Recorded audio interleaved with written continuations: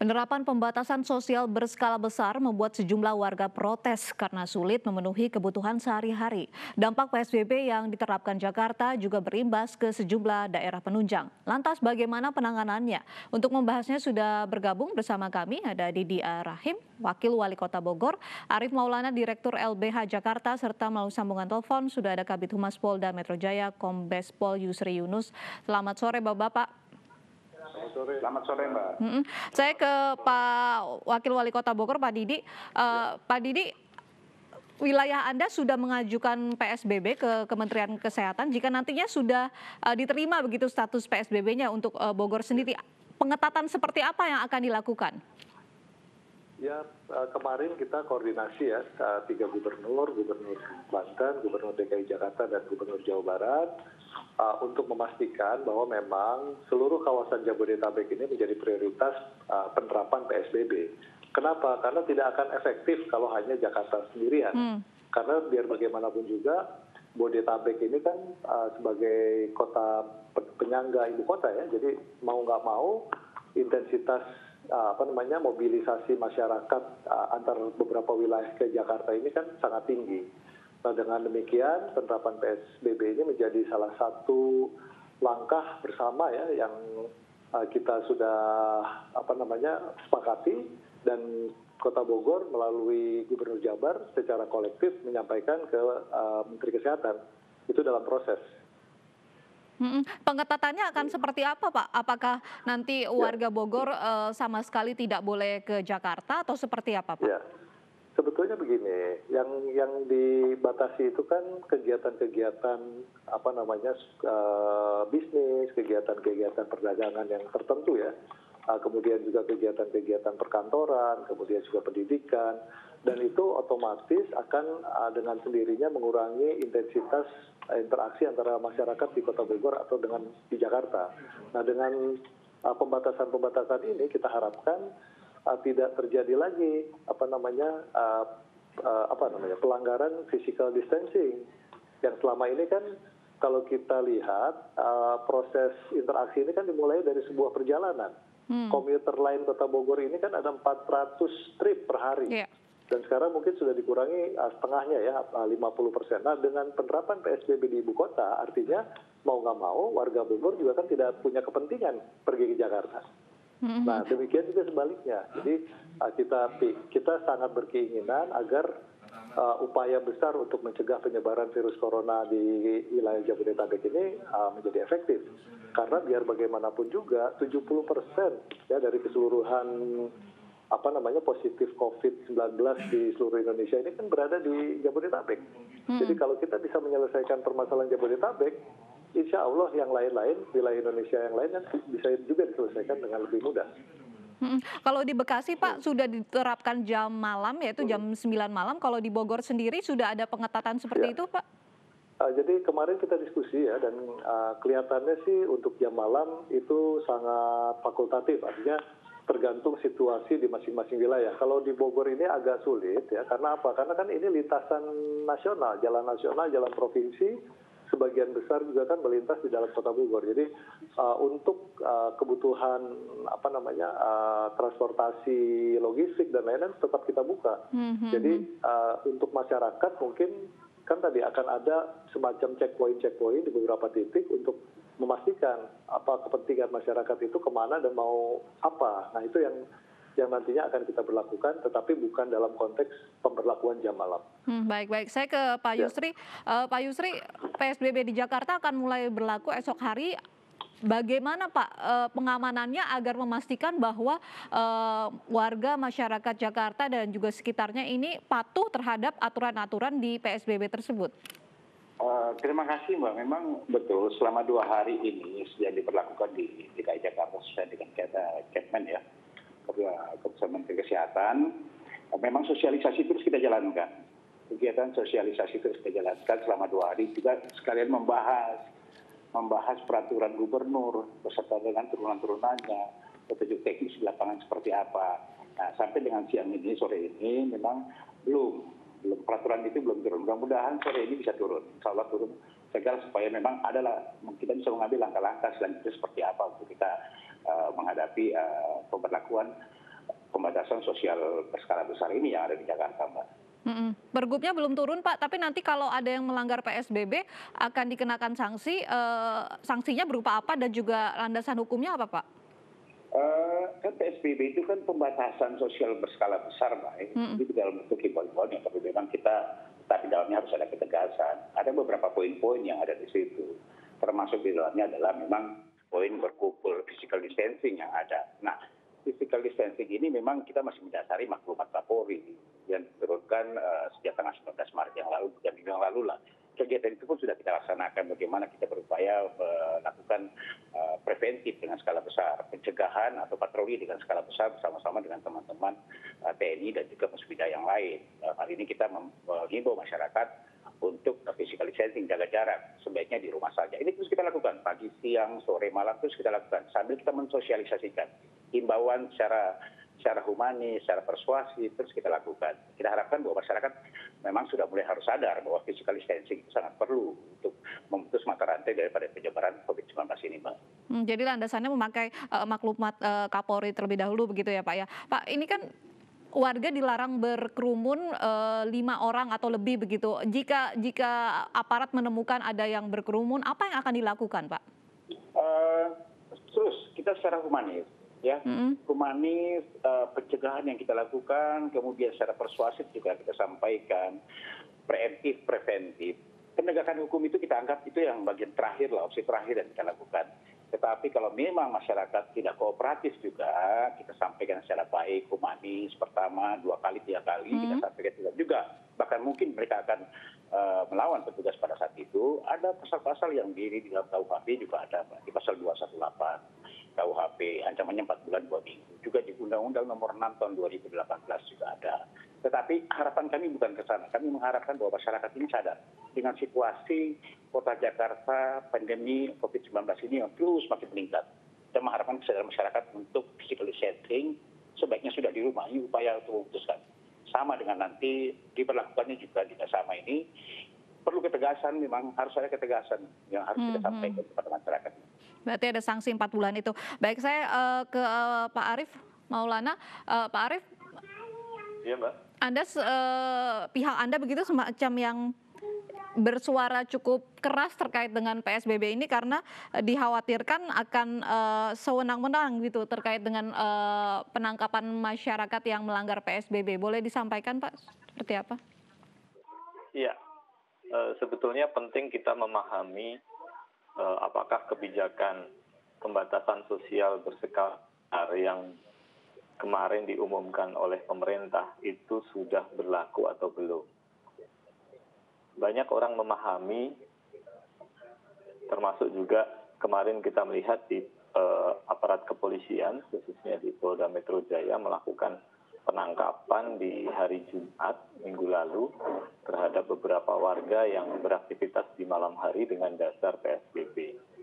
Nah, penting diketahui bahwa PSBB hari ini belum ada yang diberlakukan di Indonesia karena ada syarat dan ketentuan yang harus dipenuhi oleh kota, kabupaten atau kemudian provinsi, pemerintah di level itu untuk kemudian menerapkan PSBB. Dan DKI Jakarta akan menjadi pemerintah daerah yang pertama memberlakukan PSBB karena sudah mendapatkan pengesahan dari Kementerian Kesehatan dan akan berlaku esok ya.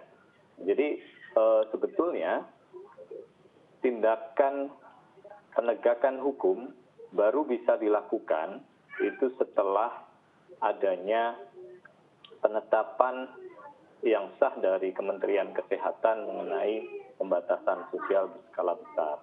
Jadi sebelum itu, nah, mestinya tindakan represif itu belum bisa dilakukan. Nah, memang sudah ada maklumat Kapolri, tetapi maklumat Kapolri ini dalam kekuatan hukumnya itu tidak bisa kemudian dijadikan dasar untuk melakukan pemidanaan. Sifatnya adalah himbauan, sifatnya adalah persuasif, itu bisa. Tapi kalau kemudian itu dijadikan dasar melakukan penangkapan atau upaya paksa yang lain, itu yang tidak tepat. Dan kemarin kami keras mengatakan bahwa penangkapan itu tidak sah karena didasarkan pada PSBB yang belum berlaku. Baik, Tapi saya kalau nanti konfirmasi sudah ke berlaku, mungkin Pak dimungkinkan. Yusri. Silakan Pak Yusri. Ya, Pak. Mm-mm. Sampai dengan saat ini maklumat Kapolri sudah diturunkan, ya. Maklumat ini untuk sebenarnya arahnya kan kita ke masalah preventif dan preventif yang kita upayakan. Tapi memang perlunya satu efek jerah. Walaupun saya sudah katakan tadi bahwa itu adalah tindakan terakhir yang kita lakukan. Ini demi untuk azasnya, untuk keselamatan masyarakat adalah hukum yang tertinggi, maklumat tertinggi bahwa ini. Itu terus yang kita gaungkan, tetap himbauan, humanis yang kita sampaikan kepada masyarakat demi untuk keselamatan masyarakat sendiri. Sekarang ini sudah keadaan seperti ini, dengan situasi sekarang ini kita harapkan bahwa masyarakat memang harus mulai sadar bahwa pandemi COVID-19 ini sudah sangat merebak dan sudah sangat termasuk tinggi di Jakarta ini. Nah, itu harapan kami. Jalan terakhirnya itu, saya katakan itu adalah opsi yang paling terakhir, tapi kita mengharapkan masyarakat bisa sadar dan tahu bahwa memang physical distancing, social distancing itu memang sangat-sangat dibutuhkan untuk saat sekarang ini untuk bisa memutus mata rantai daripada penularan COVID-19. Pak, tapi yang menjadi pertanyaan mengapa PSBB Jakarta kan baru berlaku besok, Pak. Mengapa sudah ada 18 orang yang diamankan di Bendungan Hilir dan juga di Sabang begitu karena dianggap melanggar PSBB pada Jumat lalu, Pak? Maklumat Kapolri, Mbak, di pasal 218 juga dikatakan bahwa memang himbauan kita tidak langsung dengan semena-mena saja bisa mengamankan, karena memang harus ada tindakan tegas dan terukur apabila memang masyarakat sudah tidak meninggalkan lagi. Sekarang situasi sudah beda, Mbak. Ya, Jakarta ini memang harus sudah harus masyarakatnya sadar bahwa dengan cara masih adanya perkumpulan dengan menggunakan massa yang banyak atau kumpul-kumpul itu bisa menjadikan satu penularan yang cepat yang bisa membahayakan di keluarganya sendiri bagi kembali nanti. Makanya perlu kita dengan bersama-sama. Kita harus tegakkan betul, tetapi dengan humanis dan persuasif yang kami sampaikan. Kita hadapi di lapangan seperti itu. Masih banyak memang masyarakat yang sudah memang sadar bahwa memang apapun yang dihimbau oleh aparat pada saat dilakukan pembubaran juga pasti mengerti. Tetapi ada beberapa tempat, contoh saja terjadi yang kita lakukan pada saat itu adalah masih ada saja satu kafe karaoke dengan mabuk-mabuk dengan isi sekitar 8 orang. Ya, nah ini kan kita harus melakukan penindakan seperti itu dan kita si pemilik dari kafe itu kita lakukan juga penindakan dan kita merekomendasikan untuk mencabut izin usahanya. Ya. Pak Didi, kalau di Jakarta pembatasannya untuk transportasi kan ada jam-jamnya begitu, Pak. Dan untuk kendaraan pribadi juga dibatasi jumlahnya, untuk sepeda motor tidak boleh berboncengan, untuk mobil juga jumlahnya dibatasi hanya setengahnya. Jika PSBB berlaku di Bogor juga akan seperti itu, Pak?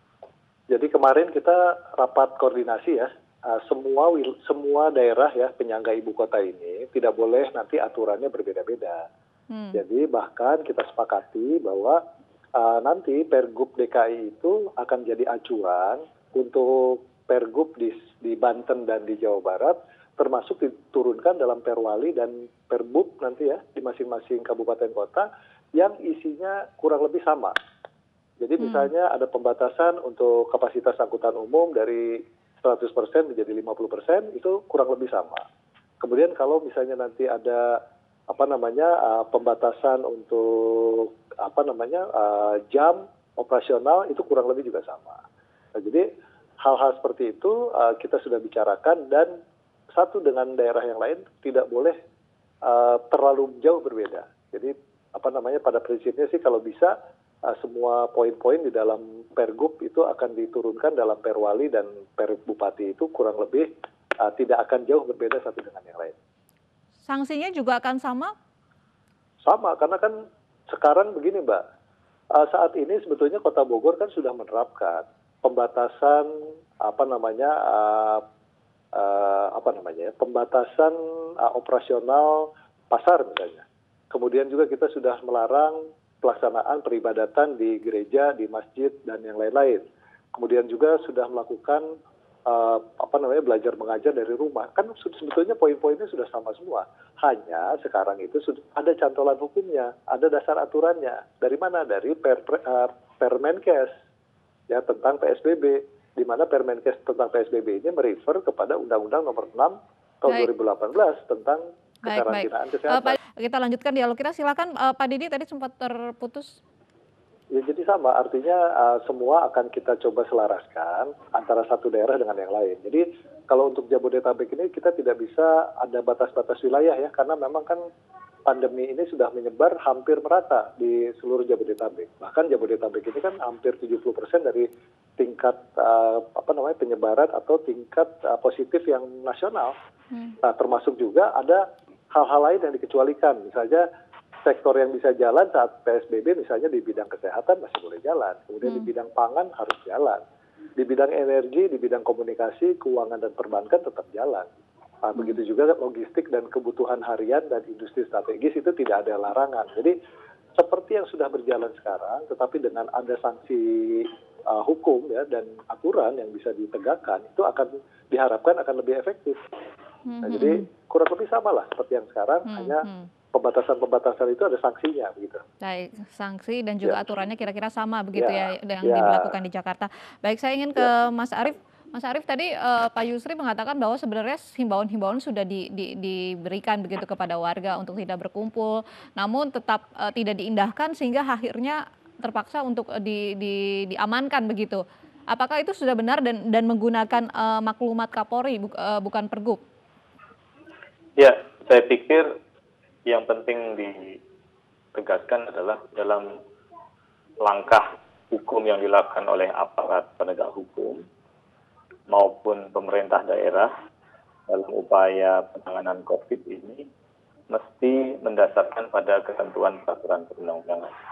Masyarakat tentu mendukung setiap kebijakan yang diambil pemerintah karena tujuannya adalah kita bersama bersinergi ya dan saling mendukung antara pemerintah dan masyarakat untuk kemudian mencegah semakin meluasnya pandemi corona dan dampaknya untuk masyarakat.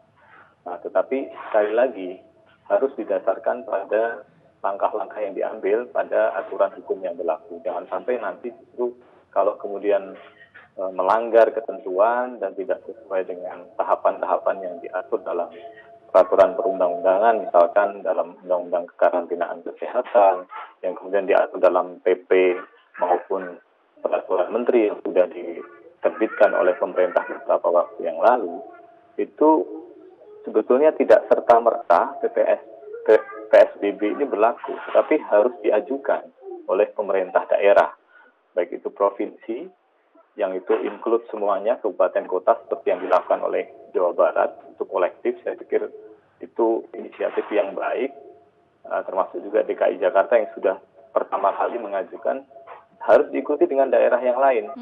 Karena tidak akan Karena efektif kalau tidak diikuti daerah penyangga yang lain begitu ya, Mas Arief. Kalau tidak, ya artinya yang berlaku sampai hari ini hanya himbauan. Tidak ada dasar hukum yang cukup untuk pemerintah maupun aparat penegak hukum untuk kemudian bertindak. Baik. Misalkan contoh, Bekasi kemarin menerbitkan ada muncul informasi dan himbauan dari pemerintah daerah. Mereka akan melakukan penangkapan terhadap warganya yang masih kemudian melakukan aktivitas. Padahal PSBB belum sah berlaku. Jadi kalau ada pengesahan dari Menteri Kesehatan dan itu pun harus memenuhi syarat, ya, baru kemudian bisa pemerintah daerah memberlakukan PSBB. Baru boleh ada diberikan sanksi begitu ya? Ya, bisa memberikan sanksi. Dan selain itu yang penting adalah dalam PSBB pemerintah daerah itu punya kewajiban untuk terus-menerus konsisten mensosialisasikan pola hidup sehat dan juga masyarakat agar menjaga kebersihan, termasuk physical distancing, agar upaya kita mencegah corona itu efektif. Jangan sampai belum sosialisasi, belum konsisten menghimbau dan melibatkan masyarakat luas, termasuk pemerintah di level bahkan RT RW atau kelurahan, tapi kemudian sudah menerapkan sanksi duluan. Ini juga jangan sampai. Dan yang penting juga diperhatikan tidak hanya pendekatan sanksi, tapi apa solusi yang nantinya akan diberlakukan untuk orang-orang yang terpaksa harus bekerja, terpaksa harus mencari nafkah. Saya ke Pak Yusri. Pak Yusri, untuk terkait dengan pembatasan jumlah orang untuk kendaraan pribadi, tentunya ini pengawasannya tidak akan mudah begitu. Bagaimana, Pak? Terima kasih Mbak, memang betul. Makanya kita masih menunggu peraturan gubernur nantinya ini. Ya, yang sementara dibahas ini bagaimana nanti petunjuk pelaksanaan teknisnya nanti di lapangan. Nanti akan bersama-sama dengan dalam hal pembatasan ini ya, moda transportasi. Bersama-sama dengan lantas nanti untuk mengatur teknis di lapangannya. Tapi pada prinsipnya yang dilakukan oleh anggota Polri ini adalah rangka menjaga kepentingan umum sebagai upaya pencegahan perkembangan penularan wabah yang dapat menjadi gangguan terhadap keamanan dan ketertiban masyarakat. Sesuai dengan tupoksinya lah di Undang-Undang Nomor 2 Tahun 2002 tentang Kepolisian Negara Republik Indonesia. Jadi sementara kita masih menunggu Bang, mudah-mudahan nanti segera turun, kemudian nanti akan dibahas. Kita akan bahas lagi bagaimana teknis di lapangan nanti anggota bisa bekerja. Yang demikian Bang. Baik. Saya ingin ke Pak Didi. Pak Didi, selain sanksi begitu, tapi juga warga banyak yang terdampak terkait dengan penerapan PSBB ini jika di wilayah Anda juga nanti juga diterapkan, terutama para pekerja harian lepas. Apa kontribusi dari pemerintah daerah bantuan untuk warga yang terdampak ini? Ya, kita sedang melakukan pendataan ya. Jadi data itu kan ada dua, Mbak. Data DTKS namanya, data kesejahteraan masyarakat ya, atau data kemiskinan kota itu sudah ada. Hampir di semua kabupaten kota sudah memiliki. Jadi contoh Bogor ya, Bogor itu sudah terdaftar ada 71.000 kepala keluarga yang kategorinya miskin. Dan mereka selama ini sudah memperoleh bantuan dari pemerintah berupa program Keluarga Harapan. Jadi rata-rata mereka itu mendapatkan semacam bantuan non tunai ya, nilainya kurang lebih 150 sampai 200.000 yang mereka ganti dengan sembako yang bisa diambil di e-warung.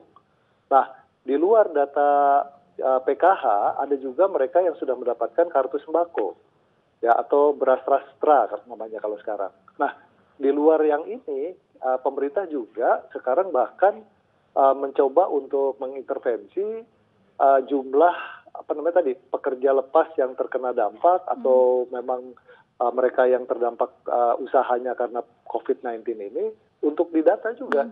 Jadi pemerintah sudah memberikan alternatif untuk bantuan atau jaring pengaman sosialnya. Baik. Kita sudah siapkan dan insya Allah ya. Tinggal nanti pelaksanaannya seperti apa, insya Allah nanti kita akan laksanakan dengan sebaik-baiknya. Baik, kita lihat nanti seperti apa penerapan PSBB di Jakarta. Semoga masyarakat, warga bisa disiplin begitu untuk memutus mata rantai penyebaran virus corona di Indonesia. Terima kasih Pak Didi, Pak Yusri dan juga Mas Arief sudah bergabung bersama kami di AINUS Sore.